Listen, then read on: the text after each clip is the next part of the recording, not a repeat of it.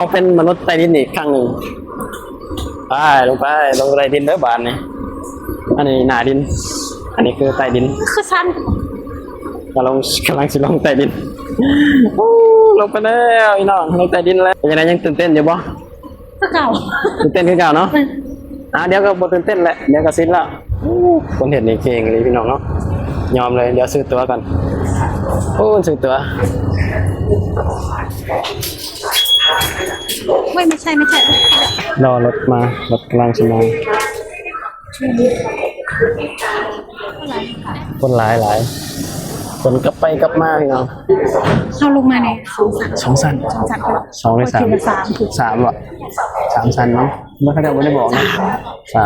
3เห็นมาแล้วยังบ่มาคันไม่ออกนี่พี่น้องคนรอหลายว้าวโตหลายผมแนวเดินรอรถไฟฟ้ามาสบายดีสวัสดีครับผมวันนี้เฮาก็ดูที่สวนทุจักรพี่น้องกำลังสิพากันกำห้องเพราะว่าตอนนี้ฝนมันสิตกแล้วเฮาก็เลยว่าสิพากันกำห้องก่อนบ้านพี่น้องมาพาเมียมาหาอย่างดินแถวสวนทุจักรพี่น้องนี่แหละบรรยากาศก็สิประมาณนี้แหละบ้านนี้เฮาก็สิได้พากันกำห้องก่อนพี่น้องอาจจะนั่งรถไฟฟ้าใต้ดินกลับเนาะเพราะว่านั่งรถเมล์ก็คือสิใช้เวลาเพราะว่ารถมันติดไฟฟ้าเข้าไปสถานีแหละนี่แหละย่ำมะแรงเหมือนฝนสิตกเนาะเขาก็เลยสิพากันกลับเลยพี่น้องสิพากันกลับห้องแล้วนานได้มาเที่ยวเดือนละครั้งว่าได้พี่น้องได้มาเที่ยวไปบ้านนี้มากันเดินทางครับพี่น้องรอบ2จะได้แบบว่าไปหันไปนี่จะได้แบบสบายเพราะว่าเวลาเขานั่งรถไปหันไปนี่เนาะคำนี้นั่งเป็นกะอันนี้เป็นไกด์เด้จ่ายค่ารถค่ายังมาสินะเขาก็ได้จับกล้องจับยังเลยพี่น้องเอาสรุปนั่งรถยังครับยังโมโหนั่งรถยังครับลมนี่ผู้ฝนมาอะไรพี่น้องเอ้ยลมเปิดหน้าผากเอาเลยลมเปิดหน้าผากว่าล้านบอกก็อย่างอันนี้สถานีอะเด้จะบอกระวังหมักข้าวลนใส่หัวอย่าล้มจะเคยใกล้แบบต้นมะพร้าวได้มันชิลนใส่หัวได้หัวแตกได้บรรยากาศยามมาแรงลมผักอะไรลมอู่เนี่ยกระเจ้าหนังเต็มอยู่สวนจตุจักรต่างจากสวนรถไฟเนาะแมนมีแต่คนได้นั่งอยู่จะนั่งตากลมว้าวยุ่มนะเป็นกลุ่มพี่น้องคนมาแล้วคนกสิมาบาทนี่ฝนกสิมาอยากรับบรรยากาศกับย่านฝนมาแบบนี้พี่น้องแต่ว่าเขาว่าบ่ฮอดดอกฝนแม่นบ่ฮอดดอกระวังเด้อตีลังกาลงเด้อบรรยากาศดีไหมคุ้มฟ้าคุ้มฝนบรรยากาศเป็นสิ่งที่คักกันเลยพี่น้องนี่เมียบ่อยากกลับเลยเมียยังบ่อยากกลับเลยเมียว่ะจะนอนจังกลับนั่งเรียนก่อน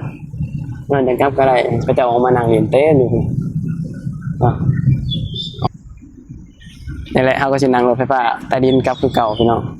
เพื่อที่จะประหยัดเวลานะเพราะว่านั่งรถเมล์ก็สิใช้เวลานานอยู่เลย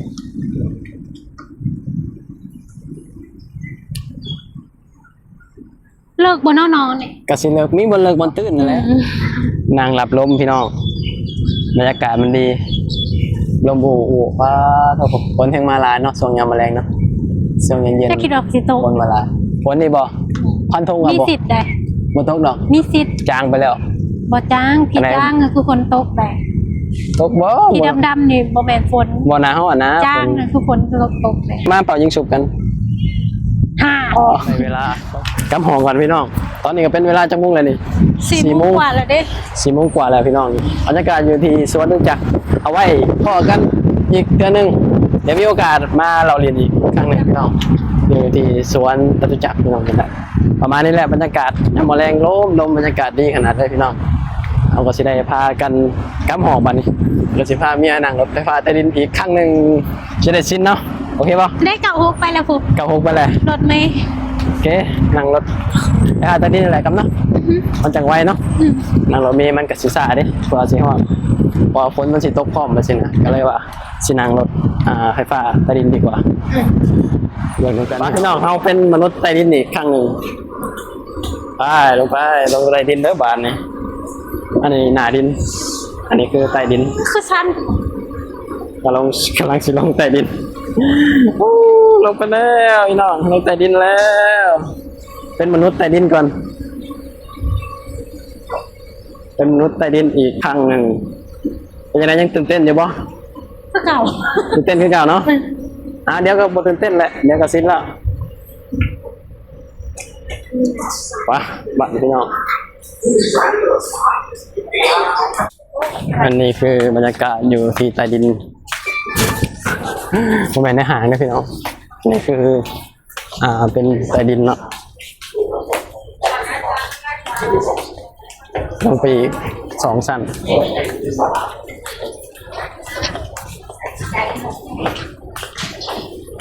ลงอีกใต้ดินแล้วใต้ดินอีก2ใต้ดิน3ใต้ดินไปเลยน้องกว่าจะฮอดขบวนรถไฟ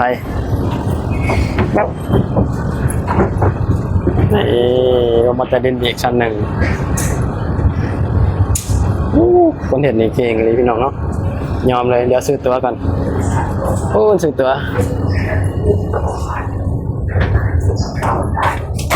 ก่อนพี่ซื้อตั๋ว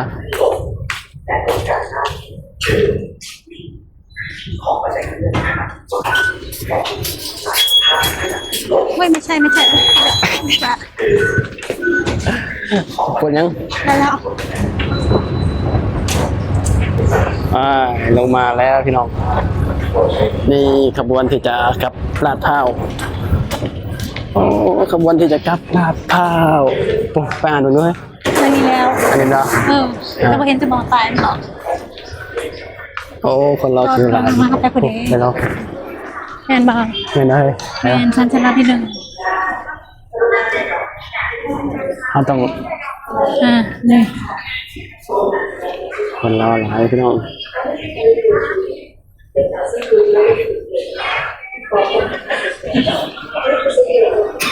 รอรถมารถกลางชั่วโมงคนหลายคนกลับไปกลับมาพี่น้อง เข้าลงมาใน2 ชั้น2หรือ3 3อ่ะ3 ชั้นเนาะไม่เขาจะไม่ได้บอกนะ3เห็นมาแล้วยังบ่มา คำนี้ นี่พี่น้องคนรอร้ายเหรอ สิหาหมดเลย รอมาแล้วพี่น้องคนร้ายไหมคนร้ายขนาด ขณะก้าวออกจากรถ Lad Pral Station. Please mind the gap between train and platform.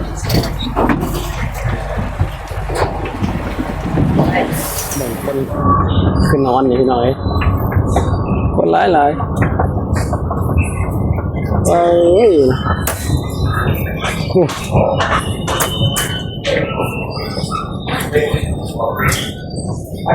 ก็พี่น้องยำแมลงพี่น้องเนาะไปยังอะไรสายสีเหลืองก็รักข้าวเลยอันนี้ลูกศรการป้าแดดและแสงแดดของผู้คนละครั้งแรกวัคซีนโควิดมาก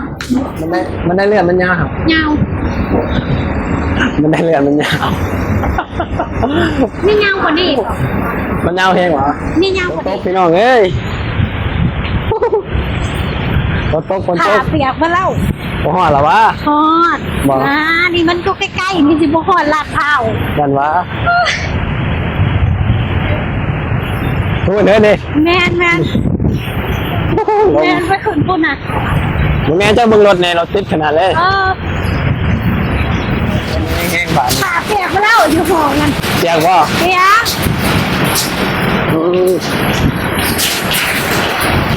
แล้วรถติดยาวเลย จักนาทีเดินเข้ามานี่ บ่ฮอด10 นาทีจะมา ฟังเลยได้ ฝั่ง ฟังนี่ ฝั่งนั่น ฟังนี่ ฝั่งนั้นฝนตกพี่น้องเบิ่งทั่วลาดพร้าวเลยโอ้ว้าวโต ถูกไหม ถูกแล้ว ถูกไหม ถูกแล้ว ย้ำมาแรงมาคนร้ายหลายพงแนวยืนรอรถไฟฟ้าเดี๋ยวรถไฟฟ้ามามาแล้ว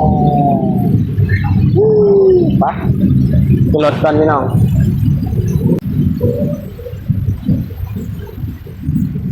เปิด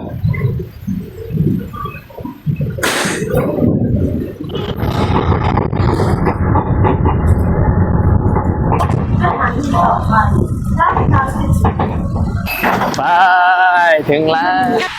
รถไฟนี่ไหมมันบ่มีหนาแล้วครับ สายสีเหลือง บ่มีรัง เพราะมันไม่ฮอดบอลชุดมันก็จะกลับมาอีกคือตัวนอนนี่แหละบ่มีหนาบ่มีรัง สามารถแบบกลับไปได้ทั้งสองฝั่งเลยเป็นจังไดไปมันสุดยอดเลยบอก อย่างขึ้นมาได้ขึ้นร้อง เปิดประสบการณ์ใหม่เนาะบ่เคยนั่งเนี่ยเจ้าบ่เคยนั่งรถไฟฟ้าใต้ดินนี่